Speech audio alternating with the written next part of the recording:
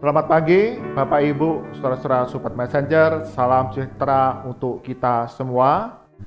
Pagi hari ini kita mengucap syukur oleh anugerah Tuhan, diberikan, dilimpahkan karunia yang baru, kesehatan yang baru, semangat yang baru, untuk kita dapat melakukan berbagai hal dalam kehidupan kita. Dan bersama-sama dalam Bread of Life, kita mengawali hari ini dengan belajar kebenaran firman Tuhan yang menjadi satu panduan dalam kehidupan kita. Mari kita berdoa terlebih dahulu. Bapa kami dalam surga, sungguh kami mengucap syukur.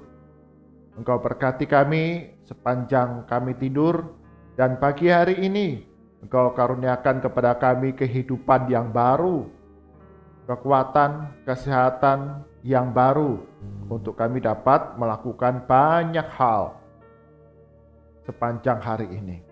Berkati kami semua, Sobat Messenger, kami yang beribadah bersama-sama.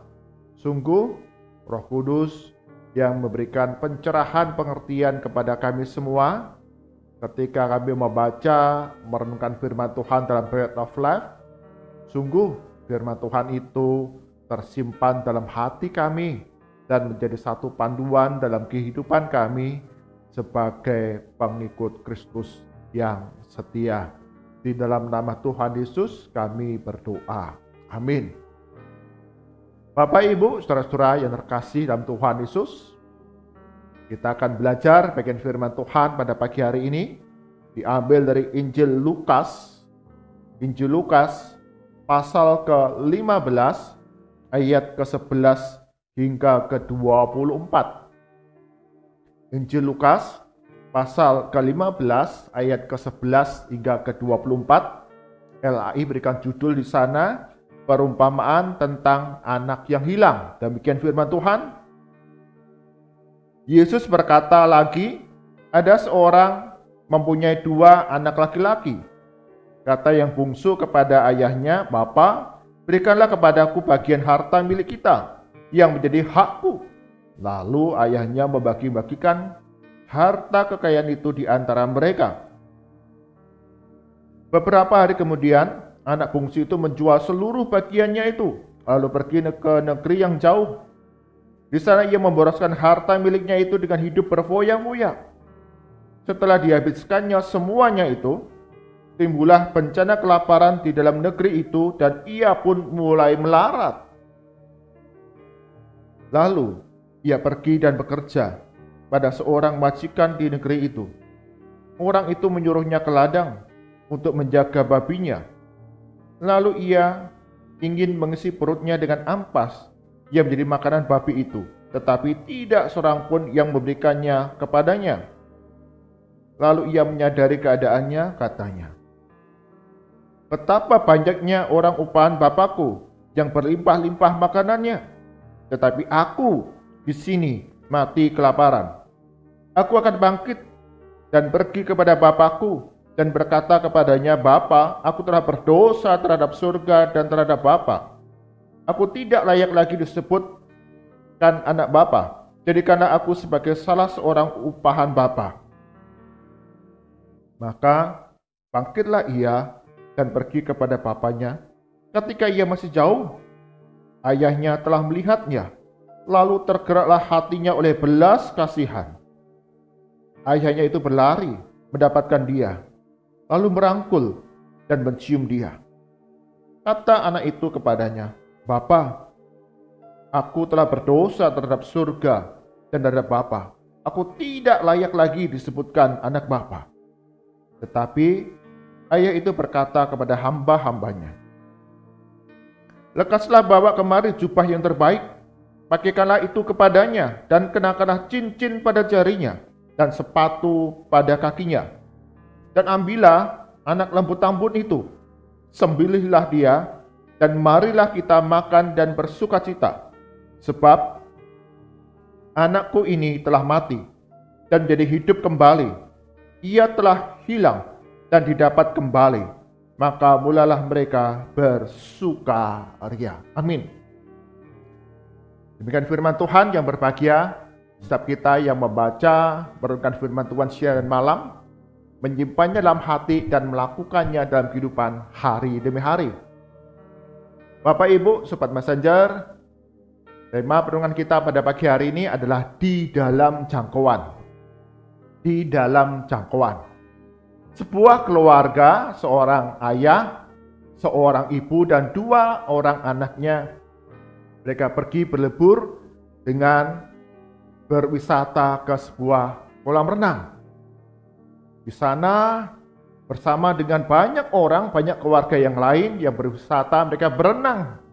Ada 2 kolam besar di sana. Dan masing-masing kolam sudah menunjukkan batas akan ketinggian atau kedalaman air dari masing-masing kolam. Sang ayah dan sang ibu, mereka berusaha tetap dapat memperhatikan anak-anak mereka ketika mereka sedang berenang. Tetapi di tengah begitu riuhnya orang-orang yang sedang berwisata dan berenang di kolam itu, beberapa kali sang ayah atau sang ibu kehilangan atau tidak melihat anak mereka yang sedang berenang. Tapi setelah dilihat kembali, oh anaknya masih dalam aman. Oh anaknya masih ada di dalam kolam yang dangkal. Mereka menjadi tenang. Tetapi tidak lama kemudian ada teriakan. Tolong, tolong, tolong ya, tolong ya. Banyak orang yang kemudian juga terkejut. Mereka melihat apa yang terjadi. Ternyata ada seorang anak yang mulai tenggelam. Sang ayah yang mendengar itu, dia juga melihat menoleh. Siapa anak yang tenggelam itu?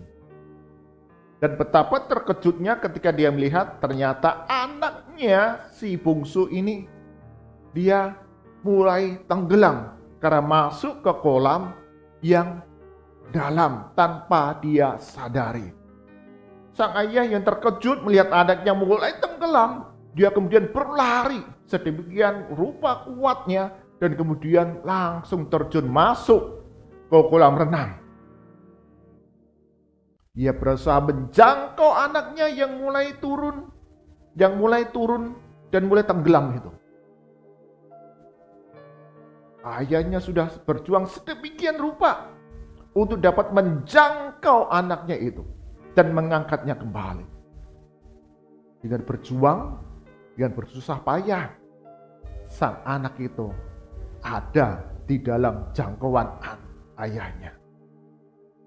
Sang ayah dapat membopong, mengangkat tubuhnya dari kedalaman kolam sampai kemudian ke atas permukaan air. Sang ayah mendekap anaknya itu. Dia tidak bertanya, mengapa kamu tenggelam? Dia tidak marah kepada anaknya itu.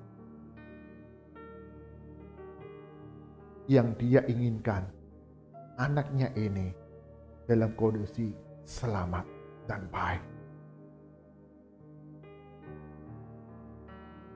Dan sungguh, anak si bungsu ini dapat diselamatkan. Sang ayah, sang ibu tidak banyak berkomentar. Mereka menyimpan dalam hati peristiwa itu. Dan sang kakak pun tidak banyak bercerita. Beberapa hari kemudian sang kakak si sulung kemudian bercerita. Saya sudah mengingatkan adik untuk jangan berenang di kolam yang dalam. Tapi sang adik tidak mau dengar. Betul, sang adik lebih pandai berenang daripada saya. Maka saya berhati-hati. Dan saya ingatkan adik saya, meski kamu pandai berenang, tapi kita masih kecil dan jangan masuk ke kolam yang dalam. Tapi sang adik tidak mendengar, dia merasa bahwa dirinya mampu berenang. Dan ketika berenang di kolam yang dalam, adik tampaknya kelelahan dan posisi masih ada di kolam renang. maka pelan adik tenggelam. Dan ayah dapat menyelamatkan adik. Bapak, Ibu, saudara-saudara, sobat messenger, setiap kita, orang tua, tentu sangat mengasihi anak-anak kita. Bagian firman Tuhan yang kita baca adalah pengajaran Tuhan Yesus kepada para pengikutnya, kepada para muridnya tentang perumpamaan anak yang hilang. Di sana diceritakan ketika si anak bungsu yang sudah meninggalkan keluarga, yang tidak peduli lagi dengan kehidupan orang tua, ayahnya, dan keluarganya, hidup berfoya-foya hanya memuaskan hawa nafsu sendiri.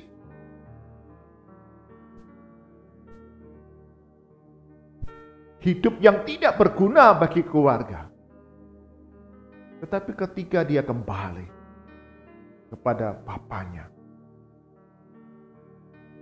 di tengah kemiskinan, kemelaratan yang dialaminya, si bungsu yang tidak berguna, merusak reputasi nama baik keluarga itu,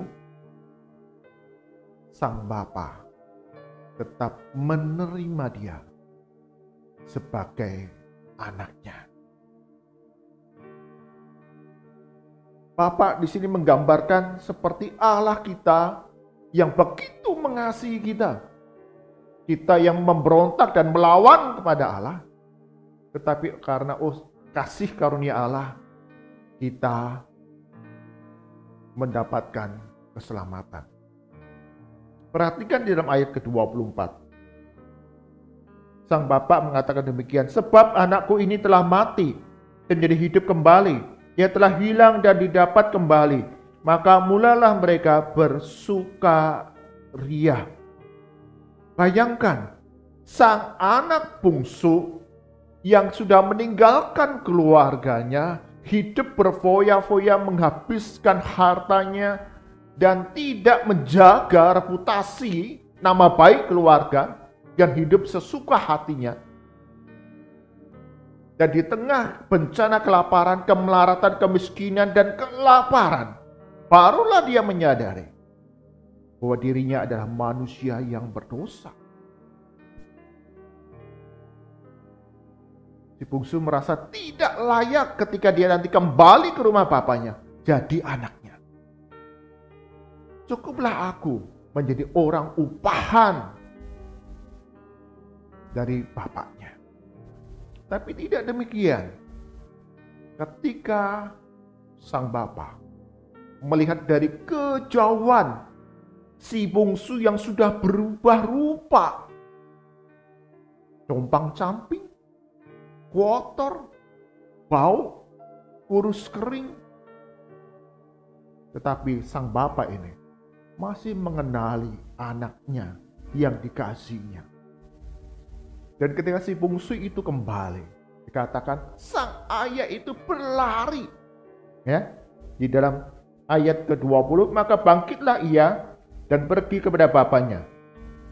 Ketika dia masih jauh, ayahnya telah melihatnya. Lalu tergeraklah hatinya oleh belas kasihan. Ayahnya itu berlari mendapatkan dia, lalu merangkul dan mencium dia. Si bungsu itu kemudian ada dalam dekapan kasih dari bapaknya. Meski dia kotor, dekil, bau, dengan pakaian compang-camping selayaknya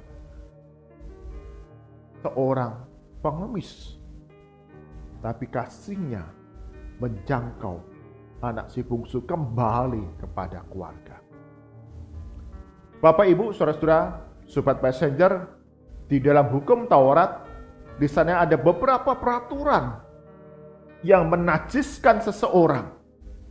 Seperti ketika seseorang menyentuh hewan-hewan tertentu, maka itu akan menyadiskan dirinya. Atau orang itu menyentuh bangkai, menyentuh orang yang mati, dikatakan itu menajiskan dirinya. Atau orang yang sakit, kita tahu Orang yang sakit kusta dinajiskan. Orang yang sakit pendarahan dinajiskan. Mereka tidak boleh mendekat. Mereka harus berjauh-jauhan. Diasingkan, dikucilkan, dan tidak diterima oleh orang-orang benar dalam tanda kutip. Di tengah kehidupan masyarakat Yahudi. Tapi syukur kepada Allah. Yesus Kristus datang ke dalam dunia bukan untuk menghapuskan hukum Taurat, tetapi menggenapinya. Maka Yesus Kristus ketika datang ke dalam dunia, Yesus Kristus mengajarkan tentang kerajaan Allah kepada orang-orang yang berdosa. Para pemungut cukai, para pelacur, di mana seharusnya mereka mendapatkan kasih karunia, belas kasihan dan pertolongan untuk mencapai kerajaan Allah, tetapi oleh masyarakat Yahudi mereka dikucilkan dan tidak diterima. Orang-orang kusta, orang-orang yang sakit pendarahan, mereka tidak boleh berdekatan, mereka harus dikucilkan jauh. Tapi Yesus Kristus datang kepada mereka, menyembuhkan, memulihkan. Demikian juga dalam kehidupan kita sebagai manusia yang berdosa.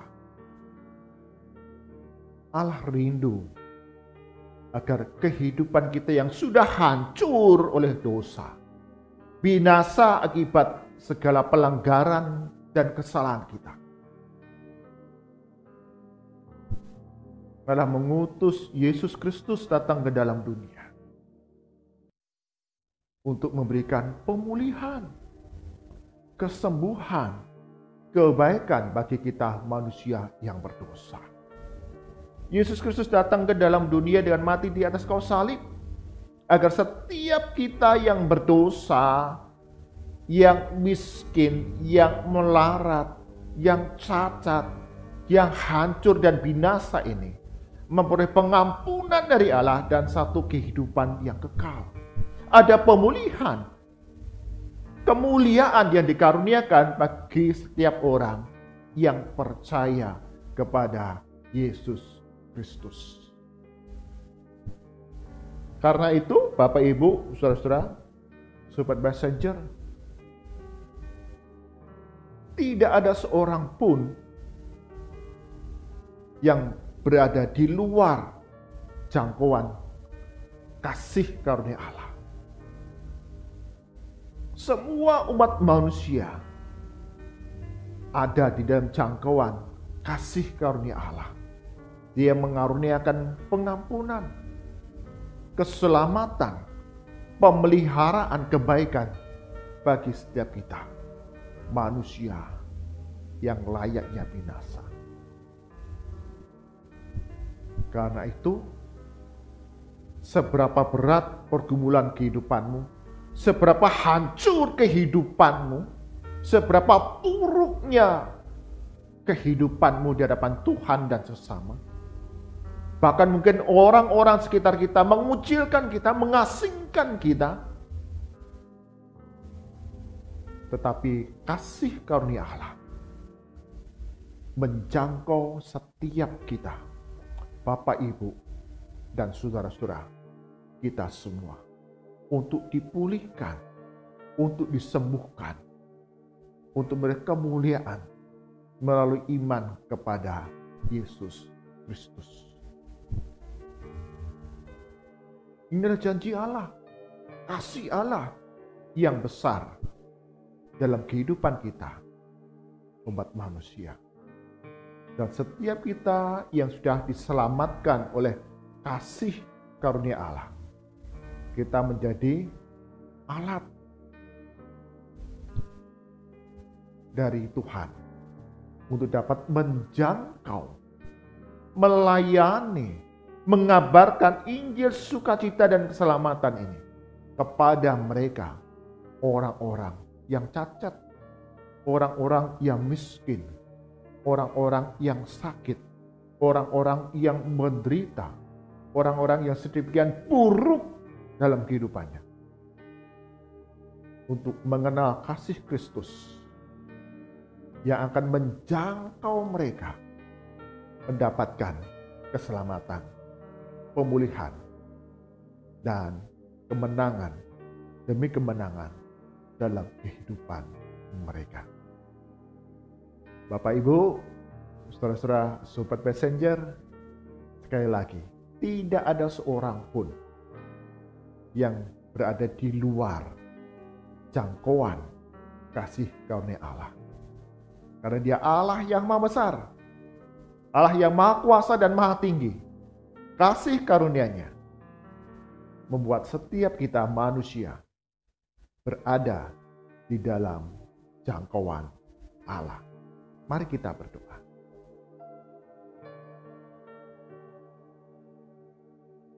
Sungguh kami disadarkan bagi pandangan dunia atau manusia yang sudah jatuh dalam dosa, ada sebagian golongan yang acap kali kami kucilkan, kami asingkan. Mereka yang miskin, mereka yang cacat, mereka yang sakit, mereka yang dipandang buruk oleh dunia ini. Acap kali kami tidak peduli, tapi sungguh kami belajar pagi hari ini. Semua manusia ciptaan Tuhan berada di dalam jangkauan kasih karunia Allah. Allah menguduskan kami, membenarkan kami melalui iman kepada Yesus Kristus yang sudah datang ke dalam dunia untuk menderita, mati di atas kayu salib untuk penebusan dosa-dosa kami, bangkit dan naik ke surga untuk sediakan tempat kehidupan yang kekal di surga, bahkan pemeliharaan berkat hari demi hari yang dapat kami alami. Mengucap syukur untuk belas kasihan dan kasih karunia yang Kau limpahkan dalam kehidupan kami. Ajar kami ya Tuhan, untuk menjadi alat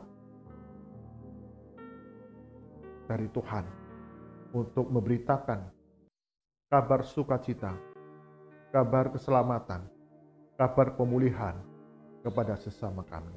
Berkati ya Tuhan untuk segenap sobat messenger, setiap kami yang beribadah pagi hari ini, dalam segala pergumulan kami, seberapa buruk, seberapapun beratnya pergumulan penderitaan kami, sakit penyakit yang kami derita, yang kami pikul, kesedihan yang kami alami, kehancuran hati kami, kegagalan kehidupan kami, baik dalam keluarga, usaha, pekerjaan kami, studi kami. Sungguh Tuhan mau kami dipulihkan dan kami ada di dalam jangkauan kasih karunia Allah.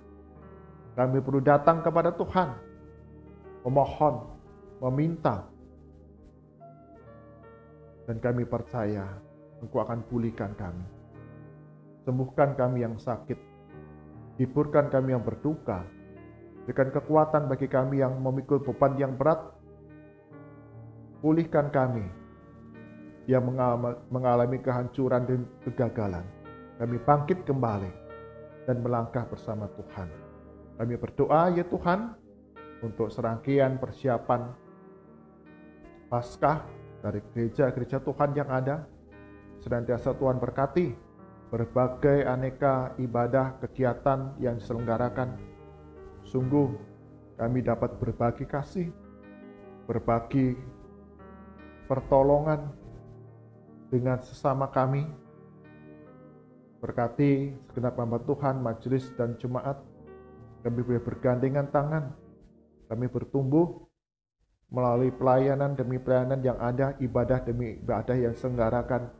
Kami semakin teguh beriman kepada Yesus Kristus dalam segala kehidupan kami. Berkati gereja-gereja Tuhan, cukupkan akan segala kebutuhan, dan berbagai ibadah diselenggarakan memberkati banyak jiwa demi kemuliaan nama Tuhan. Berdoa bagi bangsa dan negara kami, Berkati ya Tuhan untuk pemerintah pusat hingga daerah dalam berbagai tantangan krisis yang dihadapi, segala kebijakan yang diambil membawa pemulihan bagi bangsa dan negara kami. Mari angkatan kita, arahkan hati kita kepada Tuhan dan kita terima berkat daripadanya. Kasih karunia dan damai sejahtera dari Tuhan kita Yesus Kristus, pemeliharaan yang penuh kuasa dari Allah Bapa, serta persekutuan penghiburan dari Roh Kudus, senantiasa menerlangkah kehidupan kita hari demi hari, terus mengandalkan Tuhan dalam kehidupan yang kita jalani, karena tidak ada seorang pun yang berada di luar jangkauan kasih karunia Tuhan. Berkahnya melimpah dalam kehidupan kita, dari sekarang sampai selama-lamanya. Amin. Bapak, Ibu, saudara-saudara, sobat messenger, setiap kita manusia yang diciptakan oleh Tuhan ini berada dalam jangkauan kasih karunia Allah. Apapun yang kita alami, seberapapun buruknya diri kita, hancurnya diri kita, Allah sanggup memulihkan, Allah sanggup memberikan kekuatan, Allah sanggup untuk menguduskan, Allah sanggup untuk memelihara kehidupan kita hari demi hari. Tuhan Yesus berkati kita semua. Amin.